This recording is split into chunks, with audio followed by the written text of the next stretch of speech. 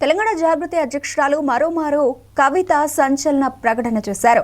తనకు కూడా ఏదో ఒక రోజు టైం వస్తోంది, తెలంగాణకు తానే సీఎం అవుతానని అన్నారు. తాను సీఎం అయితే 2014 నుంచి జరిగిన అన్ని విషయాలపై విచారణ చేస్తానని కవిత స్పష్టం చేశారు. బీఆర్ఎస్ అవినీతిని ప్రశ్నిస్తూ రేవంత్ రెడ్డి అధికారంలోకి వచ్చారని ఆరోపించారు. హరీష్ రావుపై ఆరోపణలు చేస్తే బీజేపీ నేతలు ఎందుకు స్పందిస్తున్నారని ఫైర్ అయ్యారు. తన భర్త ఫోటో చూపిస్తూ ఏలేటి మహేశ్వర్ రెడ్డి ఎందుకు మాట్లాడుతున్నారని ప్రశ్నించారు. గతంలో అవినీతిపై అరెస్టులు ఉంటాయని చెప్పి ఇప్పుడెందుకు మాట్లాడడం లేదన్నారు. ఎప్పుడైనా ఎవరైనా ఎంక్వైరీ చేస్తే డిసైడ్ అయితే చూద్దాం. ఏమీ కాకపోతే నాకు ఎప్పుడు ఒకసారి టైం వస్తుంది, దేవుడు దేవుడు నేను ముఖ్యమంత్రి అయితే అన్నాడు. ఆనాడు మాత్రం 2014 తెలంగాణ వచ్చినప్పటి నుండి ఇప్పటి వరకు అన్ని అన్యాయాలను నేను మాత్రం ఆరాధిస్తాను. ఎందుకంటే బీఆర్ఎస్పై కూకట్పల్లి ఎమ్మెల్యే మాధవరం కృష్ణారావుపై తెలంగాణ జాగృతి అధ్యక్షురాలు కల్వకుంట్ల కవిత మరోసారి సంచలన వ్యాఖ్యలు చేశారు. కాంగ్రెస్తో కలిసి బీఆర్ఎస్ ప్రజాప్రతినిధులపై ఆరోపణలు చేస్తోందని తనను అంటున్నారని మాట్లాడారు. అలా మాట్లాడే గుంటె నక్కలకు చెప్తోన్న తన మీద అనవసరమైన దాడి చేస్తే మీ చిట్టా మొత్తం విప్పుతానని హెచ్చరించారు.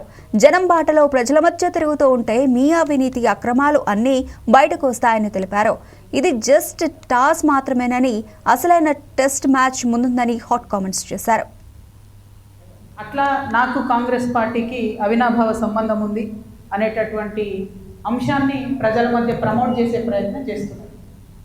ఈ వెకిలి ప్రయత్నాలు చేస్తున్నటువంటి గుంటనక్కలందరూ కూడా నేను చెప్తా ఉన్నా, నేను ఇంకా మీ చిట్టా విప్పడం ప్రారంభించలేదు. ఓన్లీ టాస్ వేసిన అంతే. ఆ టాస్కే ఇంత భయపడితే ఎట్లా మీరు? ముంగటి ఇంకా టెస్ట్ మ్యాచ్ ఉంది, మామూలుగా అనుకుంటారే ఇది కథ. జస్ట్ టాసే. ఇప్పటికే గెలిచినాం ఆల్రెడీ మేము జాగ్రత్తలు. ఎందుకు భయపడుతున్నారు మీరు ఇంతగా? ఏమన్నాడు నా భర్త? మీరు అధికారంలో ఉన్న 10 ఏళ్ళలో ఎన్నడన్నా వచ్చి మిమ్మల్ని ఒక పని అడిగినామా? మేము ఎక్కడన్నా ఎప్పుడన్నా ఒక ఫేవర్ అడిగినామా మిమ్మల్ని? ఒక్క విషయంలో అన్నా అవుట్ ఆఫ్ ద వే పోయి ఏ ఒక్క మంత్రితోని కానీ, కేసీఆర్ గారితో కానీ, కేటీఆర్ గారితో కానీ, హరీష్ రావు గారితో కానీ, నా భర్త కానీ, నేను కానీ ఏమన్నా ఫేవర్ తీసుకుని ఉంటే చెప్పండి, దమ్ముంటే చెప్పండి. ఊరుకుంటుంటే తమాషాలు చేస్తున్నారు. మీరు వెకిలి ప్రయత్నాలు మానుకోండి. నేను మీ మీద చేసినటువంటి ఆరోపణలకు మీకు దమ్ముంటే, సిగ్గుంటే, ప్రజాస్వామ్యంలో ప్రజల మధ్యలో ఉండాలనుకుంటే జవాబు చెప్పండి. అంతేగాని నా మీద మొరిగేటటువంటి వాళ్ళందరినీ వదిలిపెట్టి ఏది పడుతుంది మాట్లాడితే నేను చూస్తూ ఊరుకుంటాను అనుకోవద్దు. So let time decide. ఎప్పుడైనా ఎవరైనా ఎంక్వైరీ చేస్తే డిసైడ్ అయితే చూద్దాం. ఏమీ కాకపోతే నాకు ఎప్పుడు ఒకసారి టైం వస్తుంది, దేవుడు దేవుడు నేను ముఖ్యమంత్రి అయితే అన్నాడు. ఆనాడు మాత్రం 2014 తెలంగాణ వచ్చినప్పటి నుండి ఇప్పటి వరకు అన్ని అన్యాయాలను నేను మాత్రం ఆరాధిస్తాను. ఎందుకంటే ఈ న్యూస్కి లీగల్ నోటీస్ పంపిస్తా ఉన్నా.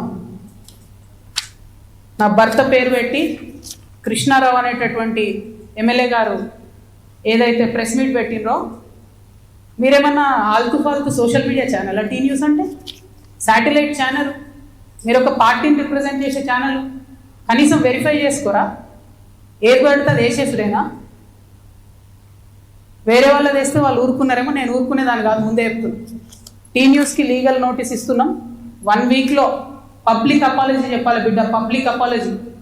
కోర్టుకి ఈడుస్తాం ఏమనుకుంటున్నారు. తర్వాత ఏలేటి మహేశ్వర్ రెడ్డి గారు, వీరికి కూడా నోటీస్ ఇస్తున్నాం, లీగల్ నోటీసు.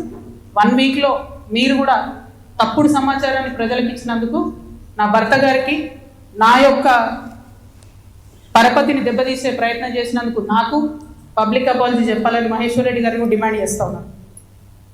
అట్లానే మాధవరం కృష్ణారావు గారిని మీరు కూడా 1 వీక్ లోపల అపాలజీ చెప్పాలి, లేకపోతే కోర్టుకి ఈడుస్తాం, కోర్టు నుండి క్షమాపణ చెప్పిస్తాం.